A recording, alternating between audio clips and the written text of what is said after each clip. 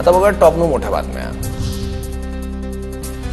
शिंदे समितीकडून 58,82,000 नोंदींचा शोध, 8 लाख जणांना मराठा कुणबी प्रमाणपत्र, 2 कोटींपेक्षा अधिक कुटुंबांना लाभ होणार। डोंबिवलीत उपमुख्यमंत्री एकनाथ शिंदे यांच्या कौतुकाचे आणि आभाराच्या बॅनरवरून शिंदे ठाकरे गटात जोरदार जुंपली। काश्मीरमधील दहशतवादी हल्ल्यानंतर पर्यटकांना सुरक्षित आणल्याबद्दल शिंदेंचे आभार मानणारे बॅनर डोंबिवलीत झळकले।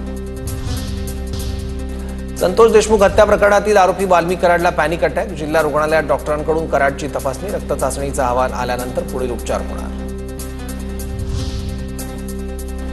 नाशिकमध्ये कुंभमेळा कामांचा आढावा घेण्यासाठी साधू महंतांनी बैठक बोलावली। दुपारी 12 वाजता नाशिकच्या बडा उदासी आखाड्यात बैठकीचं आयोजन।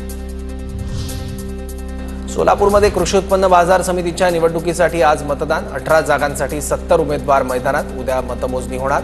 भाजप आणि काँग्रेसने युती केल्यामुळे निवडणुकीकडे लक्ष।